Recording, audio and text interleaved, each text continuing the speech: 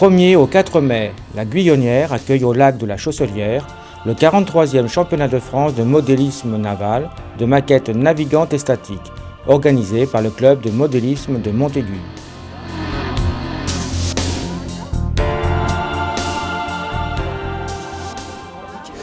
Énormément de maquettes ici. Oui, énormément. C'est pas que ça me fait peur, mais enfin bon, contrairement à certains championnats qui sont beaucoup moins importants, là on est très très serré au niveau des maquettes, puisqu'on a sur le site 181 maquettes en compétition. Et c'est énorme par rapport à la moyenne habituelle, quoi, voilà. Alors présentez-nous un petit peu la fédération, vos activités. Alors la fédération, nous sommes affiliés à la Fédération de France de modélisme naval. Et de par cette fédération, on participe à des championnats, des concours régionaux, voire nationaux comme aujourd'hui, quoi, hein. Et donc c'est une catégorie où on rencontre beaucoup de gens très très minutieux, entre autres, hein, qui font des superbes maquettes.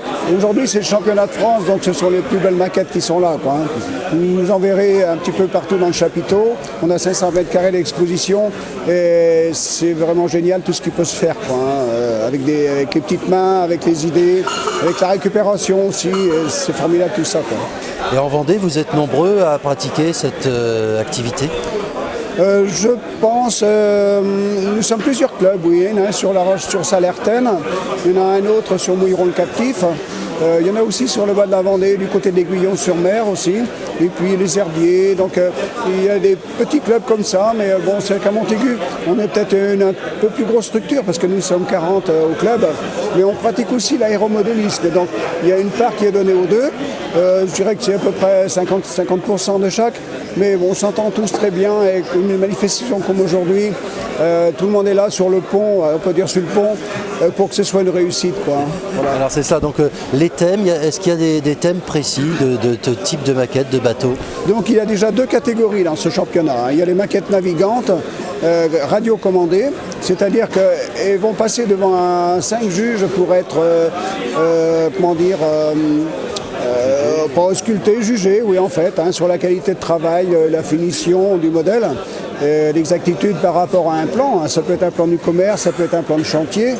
Et certains aussi même rencontrent quelquefois les patrons de bateaux, les capitaines, même pour pouvoir visiter dans les coursives, essayer de prendre des photos, pour se rapprocher au maximum de l'original, quoi, hein. Donc c'est une première partie sur les maquettes navigantes. Donc une partie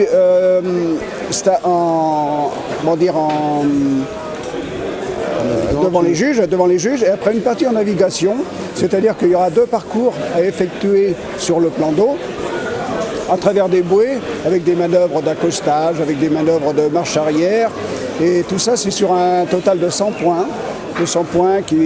Et donc les modélistes partent avec un capital de 100 points, pardon. Et après, ce sont, à mesure que s'ils touchent une bouée, s'ils passent à côté, ce sont des pénalités, hein, donc ça peut redescendre, hein. Mais bon, il y a de très bons pilotes. Et souvent la bataille est dure, hein. Et il y a une deuxième partie, ce sont les statiques.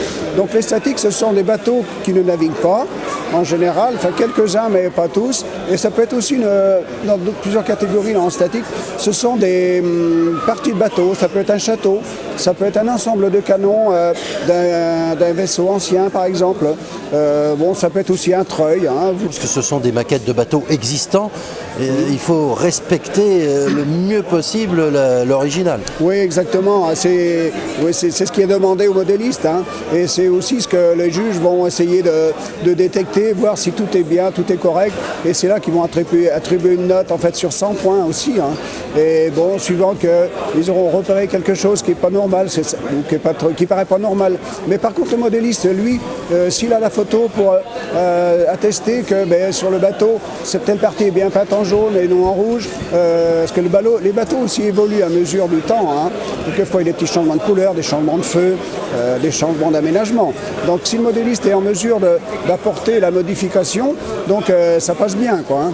Donc, les juges, je crois que ce que les juges demandent le plus, c'est que le modéliste connaisse le plus parfaitement possible son bateau, quoi. Voilà. Alors Michel Anger, c'est vous qui avez donc réalisé cette maquette du France ? Oui, entièrement, oui. De A à Z. Ça vous a pris beaucoup de temps ? On comptait 3500 heures. De travail. Par là, oui. Alors, évidemment, il faut que ce soit une réplique la plus exacte possible. C'est la réplique exacte du Normandie, du France. Comment vous vous y êtes pris pour faire ça? Avec des plans, comme là j'ai le plan ici, là. Avec les plans, on le fait dessus, on prend l'échelle, et encore lui, je l'ai mis au 100e, et le plan est au 200e. Donc j'ai été obligé de doubler les côtes aussi. Alors, pour le mettre en 3,16 m.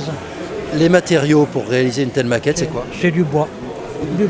Du bois et résiné à l'extérieur pour pas qu'il prenne l'eau. Voilà. Moment extraordinaire mêlant passion et convivialité. Pour les petits et les grands, à ne manquer sous aucun prétexte.